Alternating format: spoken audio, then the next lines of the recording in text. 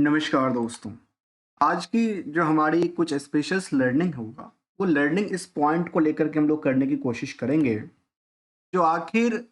जो गोल्ड है वो गोल्ड और जो ईएफटीज़ गोल्ड वाली होती है, उन दोनों में आपस में किसका कंपैरिज़न कितना बेटर रहा है, किसका परफॉर्मेंस कितना बेटर रहा है, आपस में क्या परफॉर्मेंस लेवल बेटर करती नज़र आती है या कुछ और आंकड़ा दोनों के बीच में साझा।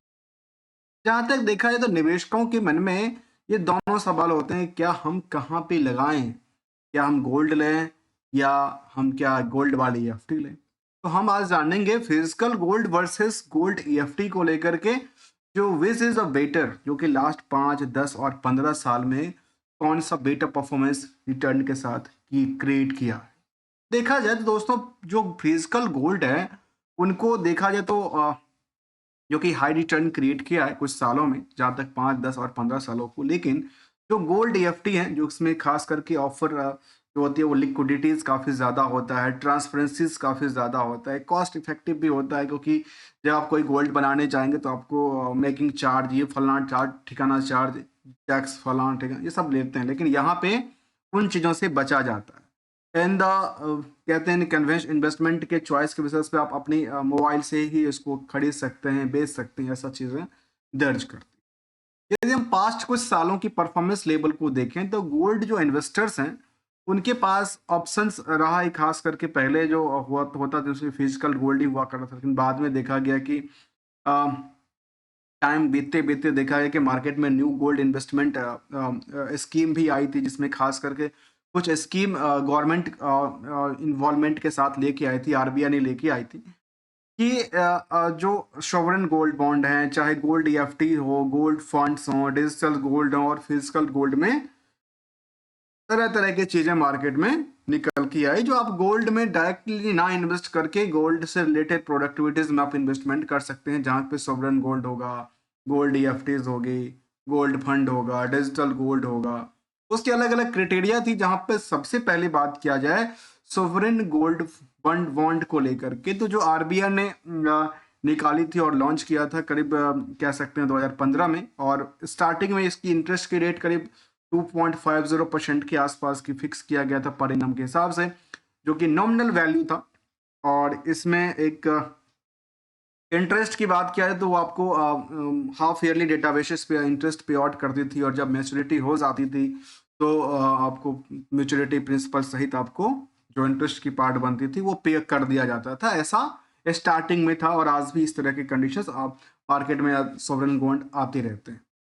ये भी एक निवेश का माध्यम है। दूसरी तरफ देखा है तो सॉवरेन गोल्ड को लेकर के कुछ कंडीशंस थी, जिसमें कि कहते हैं कि मिनिमम इन्वेस्टमेंट आप 1 ग्राम से लेकर के और मैक्सिमम 4 ग्राम तक की 4 किलो तक की बात कह सकते थे, जो कि इंडिविजुअल और एचयूएफ फैमिली की बात किया जाए। करीब करीब ये देखा गया कि और 20 किलो तक की जो लिमिट थी वो ट्रस्ट और जो सिमिलर्स, जो कि फाइनेंशियल, एक फाइनेंशियल ईयर में जो सिमिलर प्रोडक्ट जो फर्म ट्रस्ट और कह सकते हैं कि एचयूएफ के अलावा जो कंपनीज वगैरह होती है उनके लिए 20 किलो तक का ऐसा आंकड़ा साझा किया था। यदि हम गोल्ड ईएफटी की बात किया जाए तो gold EFT exchange traded fund होती है, जो कि स्टॉक एक्सचेंज पे ट्रेड किया जाता है, जहाँ पे हम खरीद भी सकते हैं, बेच भी सकते हैं। कंटिन्यूस मार्केट में इसकी प्राइसिंग चलती रहती है। उसको गोल्ड ईएफटी को एक पैसन कहते हैं, पैसिव इन्वेस्टमेंट इंस्ट्रूमेंट के तौर पे डायरेक्टली कहते हैं करंट फिजिकल गोल्ड की प्राइस से मैच करती हुई। मतलब आप यदि फिजिकल गोल्ड गोल्ड को ये चाहते हैं कि हम आज लें कल फट जाए, तो इस तरह की चीज़ों को लेकर के ईएफटी गोल्ड ईएफटी आई थी, जिसमें डायरेक्टली आप उसमें लिंक किया जाता था। और इसके अलावा यदि बात किया जाए गोल्ड फंड को, गोल्ड फंड को लेकर के, तो गोल्ड फंड में जो म्यूचुअल फंड्स कंपनियां होती थी वो एक गोल्ड फंड्स क्रिएट करती थी, जहाँ पे देखा गया कि एसेट्स रिलेटेड टू गोल्ड से रिलेटेड एसेट्स था, उसमें म्यूचुअल फंड्स क्रिएट किया गया था। जहाँ पे खास करके देखा गया कि म्यूचुअल फंड स्कीम में गोल्ड म्यूचुअल फंड्स जो कि ऑपरेट्स होता था, वो जो डे उसका भी एनएवी आता था, यहाँ पे एसआईपी के थ्रू भी ये एक स्कीम लेके आई गई कि आप इसको ले सकते हैं, और मिनिमम जो है 500 रुपये डाल करके आप gold scheme, gold mutual fund में पैसा को इन्वेस्ट कर सकते हैं, जहाँ पे प्राइस मूवमेंट और physical gold without the need on आपको डायरेक्टली लेने की ज़रूरत नहीं थी फिजिकल मोड में, लेकिन वो आपकी वहाँ पे आप इन्वेस्टमेंट 500-500 रुपए के हिसाब से कर सकते हैं। उसके बाद कुछ नया डिजिटल आया और उसमें कहते हैं कि डिजिटल गोल्ड का भी ज़माना आया। डिजिटल गोल्ड में कहते हैं कि नेम सजेशन जो कि डिजिटल गोल्ड इनेबल जो इन्वेस्टर को लेकर के, जहाँ पे buy electronics and the position the precious metal digitally and the value, और अपने डिजिटल गोल्ड को डिजिटल तरीके से आप मैनेज कर सकते थे, जहाँ पे इन्वेस्टमेंट की तरीके देखा जाए या फिर ट्रेडिंग के पर्पज से देखा जाए। तो यदि पर्पज की बात किया जाए तो परचेज जो है वो गोल्ड फॉर्म में किया जाता है, जैसे कि बार होगा, कॉइन्स होगा, ज्वेलरी के फॉर्म में होता था। तो value of the digital form is like directly the जो कि नियर अबाउट द 99.9%, 1% की चार्ज लगती थी उसकी प्योरिटी की बातें जो कि कहती थी, और 99% 100% प्योरिटी की बात उन्होंने फिजिकल गोल्ड के लिंक के स्कीम के थ्रू चलाती थी। उसके बाद ज़माना में यदि कंपेयर करूँ फिजिकल गोल्ड को खरीदना चाहिए, जो कि खरीदा जाता है, जो कि फॉर्म में ज्वेलरी में होगा, कॉइन्स में होगा, बार्स में होगा, फिजिकल गोल्ड के तौर पे देखा जाता है। इस और कुछ ऐसे भी चीज़ है जहाँ पे गोल्ड्स ज्वेलरी को लेकर के अलग अलग कैरेट्स में होती है, जहाँ पे प्योरिटी की बात किया जाता है करीब 18 कैरेट्स, 22 कैरेट, 24 कैरेट की बातें किया जाता है। तो ये प्योरिटी की डिफिनेशन के अंदर निकल के आती है। यदि एक्सपर्ट की सजेशन की तरफ देखा जाए तो मार्केट में ये एक एफटी को लेकर के और एक गोल्ड को लेकर के दोनों की अलग अलग राय रही है। उसको लेकर कहाँ पे ज़्यादा करना चाहिए, वो एक रिकॉर्डेड डेटा के बेसिस पे समझ में आएगी कि आखिर किसका परफॉर्मेंस कितना बेटर था, जिसके मुताबिक ऐसा हो सकता है। यदि देखा जाए तो ऐसा क्या देखा गया कि 2000 जो कि अभी रिसेंटली बात करूं, जो क्या 2025 में गोल्ड में इन्वेस्टमेंट करना बेटर है या ईएफटी और सोवरेन गोल्ड के अंदर देखा गया, तो यहाँ पे काफ़ी सारे ऑप्शंस निकल के आए, जहाँ पे प्राइमरी करीब 5 तरह के ऑप्शन, जहाँ पे सोवरेन गोल्ड है, गोल्ड एफटी है, गोल्ड फंड है, डिजिटल गोल्ड है, फिजिकल गोल्ड की बात किया जाता है। तो यहाँ पे सोवरेन गोल्ड बॉन्ड की बात किया जाए तो जो बेस्ट ऑप्शन है उसमें कहते हैं कि जो न्यू सॉवरेन गोल्ड बॉन्ड है, जो कि लॉन्च होती रहती है, रिसेंटली कुछ लॉन्च हुआ था, उसमें next the best right now की बात ऐसे कहा गया है कि वहाँ पे शायद बेटर परफॉर्मेंस कर सकती है। यदि गोल्ड ईएफटी की तरफ देखा जाए तो stand the likely invest in the gold bullions की तरफ 99.5% प्योरिटी की बातें कहती है वहाँ भी, जहाँ पे कुछ एक्सपर्ट का मानना था कि यहाँ पे ईएफटी जो बेटर ऑप्शंस हैं, जहाँ पे कहती है कि 110% एक्सपोजर था गोल्ड और गोल्ड को पोर्टफोलियो में ऐड ऑन करने की। अब एक सवाल और आती है कि गोल्ड और गोल्ड ईएफटी में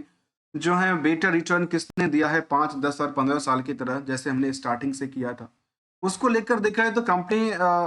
यदि हम गोल्ड को और गोल्ड वाली एफटी वाली कंपनी को की एफटी को कंपेयर करें तो शायद कह सकते हैं गोल्ड और इन्वेस्टमेंट जो रिटर्न है लास्ट 5 सालों में, जो प्राइस ऑफ द गोल्ड है वो आप सोचिए कैसा गया। यदि 5 साल की ग्रोथ की तरफ देखा तो लास्ट 5 साल में, जहां हम आज पिछले 2019 की बात करें तो 24 दिसंबर 2019 के आसपास की बात किया जाए तो उस टाइम पे इस स्टॉक जो कि गोल्ड है, गोल्ड की प्राइस करीब करीब 31,000 के आसपास हुआ करता था 10 ग्राम के मुताबिक। लेकिन वही आज 5 साल के बाद की बात किया जाए, उसकी प्राइस 31,000 के बजाय 78,000 के आसपास से ज़्यादा क्रॉस कर गया। इसको ये कह सकते हैं कि जो रिप्रेजेंट कहता है सीजीआर के बेसिस पे जो कि अप्रोक्सीमेटली 20% के आसपास रिटर्न क्रिएट किया है गोल्ड, केवल गोल्ड की बात किया जाए तो 20% के रिटर्न क्रिएट कर। यदि गोल्ड इन्वेस्टमेंट को लास्ट 10 सालों में रखा गया है, उसके मुताबिक बात किया जाए तो जो 2014 का आंकड़ा था गोल्ड को लेकर के, उस टाइम पे गोल्ड करीब 25,000 के रेट के आसपास बिकती हुई नजर आई थी 10 ग्राम के रेट से, 10 ग्राम के मुताबिक देखा जाए। और आज यदि 78,500 के आसपास आंकड़ा कहती है तो सोचिए कहाँ 25,000 की गोल्ड आजकल 78,000 का 78,000 के आसपास की बातें कह रही है। लेकिन इसके मुताबिक यदि सीजीआर के बेसिस पे देखते हैं तो अप्रोक्सीमेटली करीब 12-13% के आसपास की मूवमेंट हुई है। लेकिन लास्ट 5 सालों में 20% के आसपास के सीजीआर के बेसिस पे रिटर्न क्रिएट करती हुई नजर आती है, केवल फिजिकल गोल्ड की बात की। यदि गोल्ड की इन्वेस्टमेंट लास्ट 15 साल से किया गया है, उसके मुताबिक देखा है तो गोल्ड प्राइस जो कि 24 कैरेट प्योरिटी की बातें कहती है, 2009 के कंपैरिजन, यदि 2009 से आप कंपेयर करते हैं तो 2009 में इस गोल्ड की प्राइस करीब 16,500 के आसपास चल रही थी, जो कि 10 ग्राम पर 10 ग्राम की रेट हुआ करता था। 2009 की बात कर रहा हूँ। 2009 के बाद मार्केट आज 15 साल के बाद कहाँ पे पहुंच गया, 78,500 के आसपास पहुंच गया। इसके मुकाबले देखा है तो यहाँ पे सीजीआर के बेसिस पे लास्ट 15 ईयर में केवल 11% की मूव किया। इसके मुताबिक सीजीआर के मुताबिक अब आते हैं हम जानने को लेकर के गोल्ड ईएफटी को लेकर। यदि गोल्ड ईएफटी को 5 साल के रिटर्न को देखा जाए परफॉर्मेंस, जिसमें कि कुछ कंपनियां अपने गोल्ड फंड लेके आई थी, जिसमें कि एलआईसी म्यूचुअल फंड था, gold EFT, axis gold fund था, इन्वेस्कोज इंडिया गोल्ड फंड था, एसबीआई गोल्ड फंड था, आदित्य बिरला सन लाइफ का था। इस तरह की कई सारी कंपनी ने अपने गोल्ड फंड लेके आई थी। कुछ कंपनी की हम पर यदि डेटाबेस को देखा जाए तो लास्ट 5 सालों की डेटाबेस के मुताबिक करीब करीब ये कह सकते हैं कि रिटर्न रेंज करीब 13 से लेकर के 14% के आसपास का आंकड़ा दर्ज करती है। इसके अलावा यदि हम 10 सालों के डेटाबेस को देखें तो ये समझ में आती है, जो कंपनी ये जो कंपनियां सब बेच रही थी म्यूचुअल फंड के थ्रू, जिसमें एलआईसी और एसबीआई जैसे कंपनी शामिल था, जो कि गोल्ड ईएफटी बेच रही थी, उसके मुकाबले देखा है तो पिछले 10 सालों में इसकी प्राइस में करीब करीब 10% से लेकर के 10.5% के आसपास बढ़ोतरी दर्ज करती। तो सोचिए, कंपेयर करके देखिए स्टॉक जो गोल्ड की प्राइस थी वो और गोल्ड की म्यूचुअल फंड्स ईएफटी थी, उसको दोनों को आपस में कंपेयर किया जाए। यदि 15 सालों का रिटर्न को देखा जाए टॉप परफॉर्मेंसिंग गोल्ड वाले, जो कि गोल्ड ईएफटी फंड वाले की चर्चा किया जाता है, उसमें यह देखा गया कि केवल और केवल 9% से लेकर के 10% का आंकड़ा साझा होती है लास्ट 15 सालों में। अब देखिए दोनों का आंकड़ा क्या कहती है। जहां पे गोल्ड की प्राइस कितने हुआ करता था, गोल्ड की प्राइस 2009 की बात किया जाए तो उसकी प्राइस नियरली करीब करीब 16,000 के आसपास हुआ करता था, और आज के टाइम में देखा गया 78,000 के आसपास देखने को मिला है। और ये इनके लिए और सेम तरीका से हमने कंक्लूजन क्या कहता है जो लास्ट 5 सालों में फिजिकल गोल्ड का जो आउट परफॉर्मेंस रहा वो काफ़ी ईएफटी के कंपेरिजन काफ़ी 20% का सीजीआर कंपेयर करता है, जो कि 13-14% के आसपास का आंकड़ा दर्ज करती है, जो कि टॉप लास्ट। और यदि 10 सालों का डेटाबेस को देखा जाए तो उसके मुकाबले जो है वो करीब गोल्ड की 12% कहती है, तो ये भी नियरली 10 से 10.5% के आसपास से झेलती नजर आती है। 15 सालों की डेटाबेस के मुताबिक जो फिजिकल गोल्ड था वो करीब 11% देता है, तो सीजीआर के बेसिस पे यदि ईएफटी को भी देखा जाए तो नियरली करीब 10-10.5% के आसपास ही दर्ज करती है। अब आती हैं जो physical gold offer higher return जब दिया है, काफ़ी अच्छा खासा दिया है, कहते हैं जो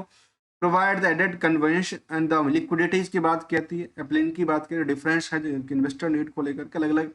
अब सबका सोचना अलग अलग है, किसी को अपनी रिस्क फैक्टर लेके चलना है, किसी को रिस्क फैक्टर लेके नहीं चलना है, तो उसके मुकाबले इनको क्या किया जा सकता है, अपने अपने थिंकिंग के मुताबिक चला जा सकता है। लेकिन ओवरऑल ये देखा गया कि जो गोल्ड फिजिकल गोल्ड था जिसमें कि 24 कैरेट की प्योरिटी की बात किया जाता था, उसको लेकर के काफ़ी ज़्यादा प्राइस को लेकर सोचिए 2009 में इसकी प्राइस करीब करीब 16,000 के आसपास हुआ करता था। आजकल यही गोल्ड की प्राइस 78,000 के आसपास पहुंच गई, उससे ज़्यादा पहुंचने की उम्मीद पे चलती नजर आती है। दोस्तों, हम किसी भी प्रोडक्टिविटीज़ को लेकर के, चाहे वो गोल्ड ही हो, स्टॉक हो, या कोई आपके इन्वेस्टमेंट की कोई एडवाइजरी हो, मैं किसी तरह की ऐसे एडवाइजरी ना रिकमेंडेशन की बात नहीं करता, ओनली आज लर्निंग पॉइंट ऑफ व्यू से लेके आते हैं, समझने की कोशिश करते हैं, कंपेयर करते हैं, और मिलेंगे कुछ नई स्टडी के साथ। तब तक के लिए thanks for the joining us दोस्तों।